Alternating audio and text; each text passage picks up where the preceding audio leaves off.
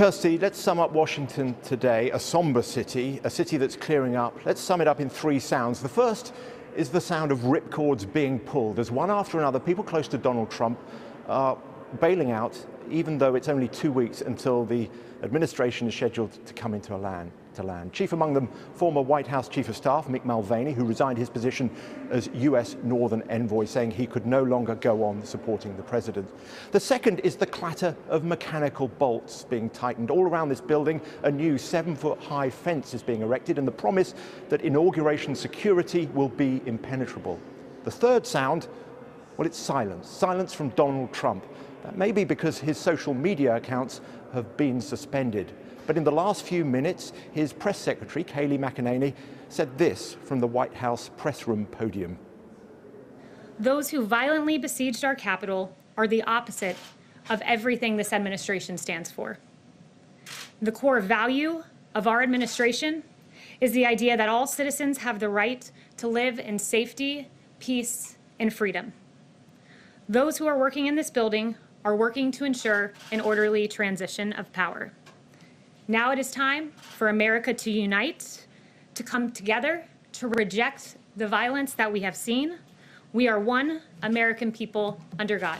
Thank you very much. And with that, she took no questions from the press, even though there are many, many questions. Well, away from the man we might term the president-reject, we did hear from the president-elect, Joe Biden.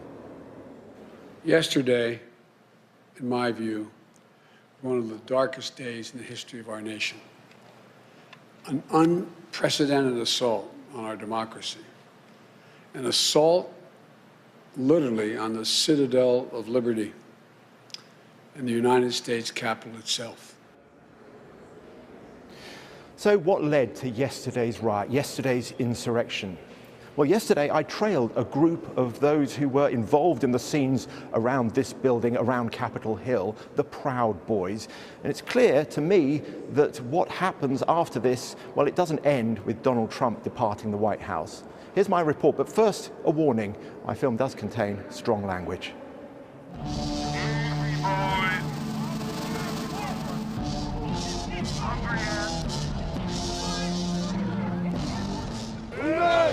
You came back with romance? Out of your boy!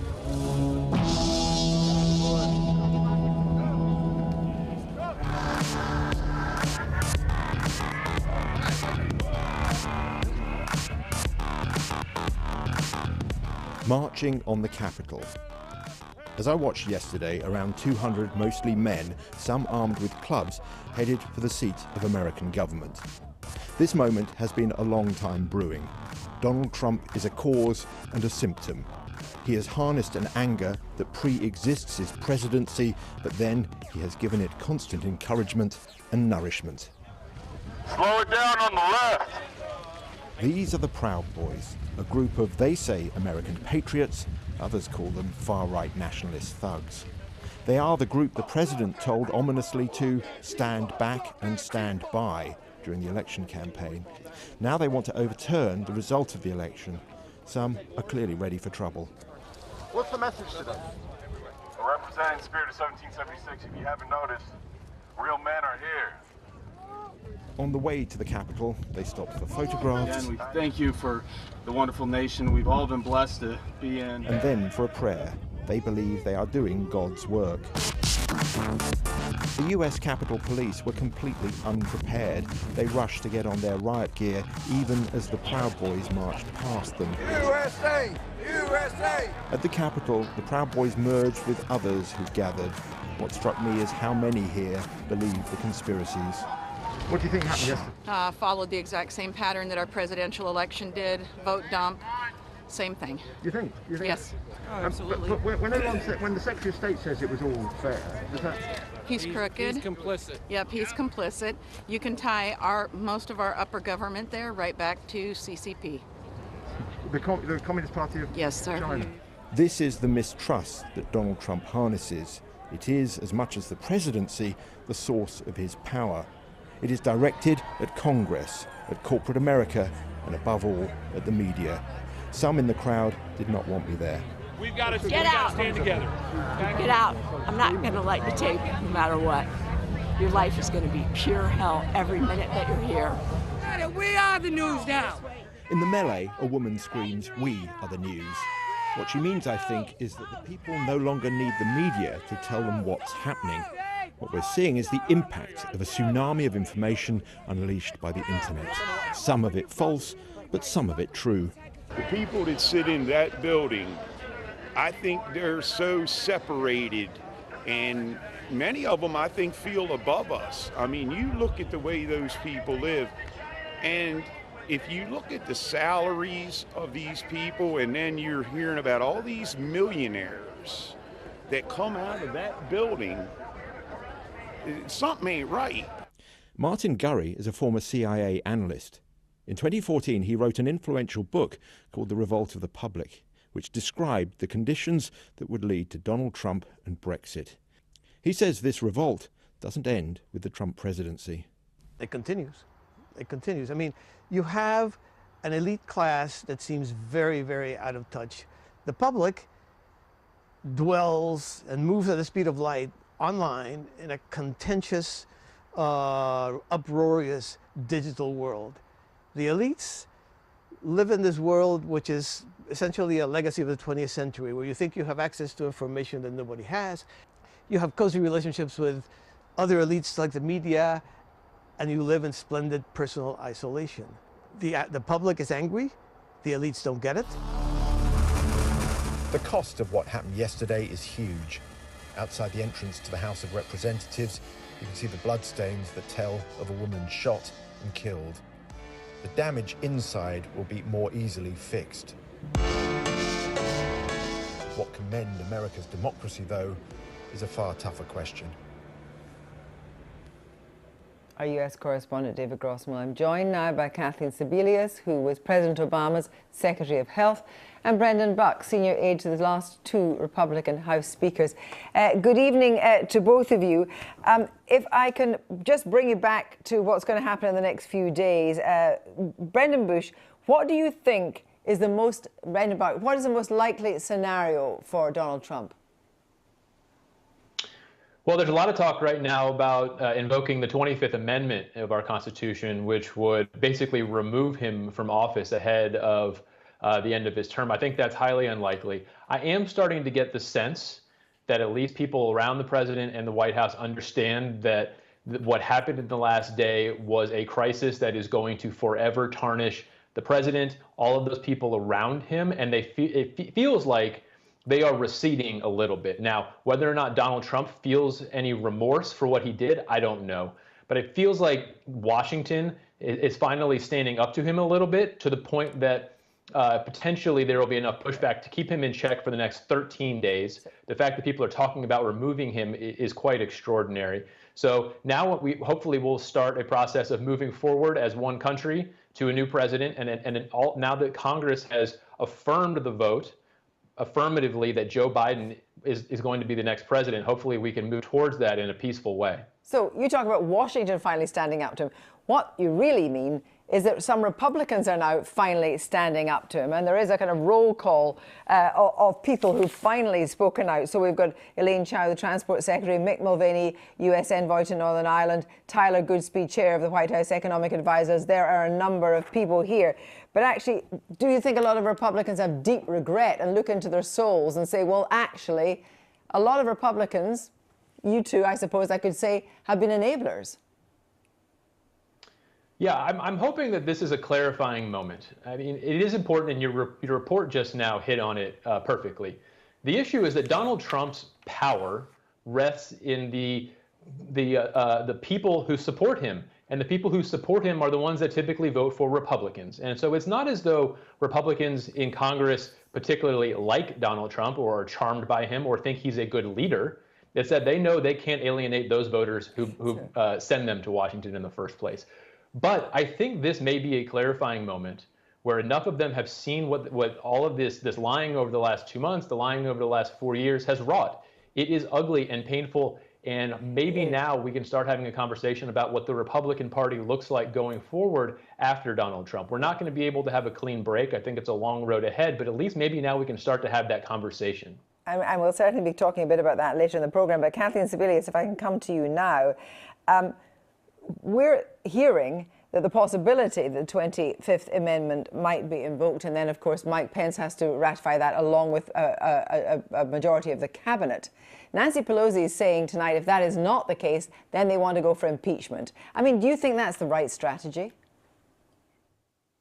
Well, I would agree with my colleague who just spoke that it's quite unlikely. We have less than 2 weeks before the inauguration of our new president. And while I think a number of us have predicted really for the last 4 years that the most dangerous time in the Trump administration would be if he were to be defeated between Election Day and Inauguration Day, I don't know that anyone ever imagined this assault on the Capitol that we saw yesterday invoked by the President of the United States. But I would just say that half of the elected House Republicans continued yesterday, in spite of the assault on the Capitol, to vote to overturn a free and fair election. 8 United States senators voted, all Republicans, to overturn a free and fair election. And I am horrified by the fact that I know that people say, well, maybe now people have come to their senses about Donald Trump. We had a tape recording released by the Georgia Republican elected Secretary of State, where the President of the United States on Saturday called upon an election official to fraudulently flip the election in Georgia, to just find him over 11,000 votes. That would be voter fraud in any circumstance. It would be stealing an election. We don't even remember that that occurred several days ago because of the horrors that have followed. This presidency was started with the president lying to the American public. It has continued. People around him have allowed mistruths to be told over and over again, have allowed the president to create his own reality. And I think he is seriously unhinged at this point. Well, let me just put that about being seriously unhinged. Let me just put that straight now to Brendan Buck.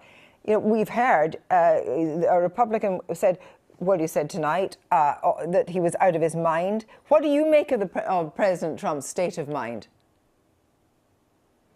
I don't think any of this is actually out of character for him. I have been on the listening end of too many phone calls to know that he is a person who has a very casual relationship with reality. He is very often detached. He surrounds himself with people who tell him what he wants to hear. He pays attention only to media that worships him. Sorry to interrupt you then, because I just ask on that very point then. What we know now about what Zuckerberg's doing. We know now about Facebook, and we know what's happening about his tweets. How will he react to this attempt to silence him, do you think? Yeah, it makes me a little uncomfortable. Mm-hmm. That's a really short-sighted. I understand why they took it away from him. It's really short-sighted.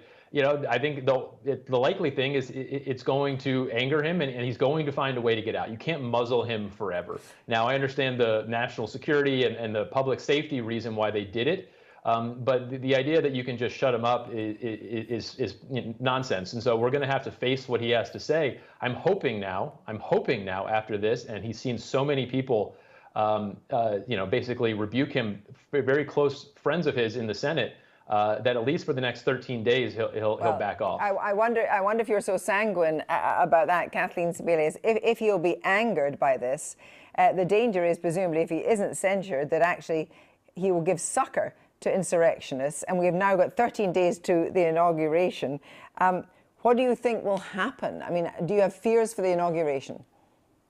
Well, I have fears for the country right now. As long as Donald Trump has access to the nuclear code, the ability to call out the military, I also think we are at a dangerous, dangerous place in this country. We didn't even talk about the fact that yesterday we had 4,000 COVID-related deaths, the highest death toll we've ever had. We have hospitals that are ravaged. So we have a president who not only is given up on the American public and given up on being president, but creating a false narrative and inciting violence. It is a very dangerous period. And while I don't have great hopes that the Congress or the cabinet would move fast enough for either impeachment or for the 25th Amendment to be invoked, I do think we are at a very dangerous point, and yesterday did not end it. So And we know these people are still in the Capitol. We know a lot of the people that were on that march are still on the rioters are still in the Capitol. That's right. In terms of the security, finally there's security in Capitol Hill.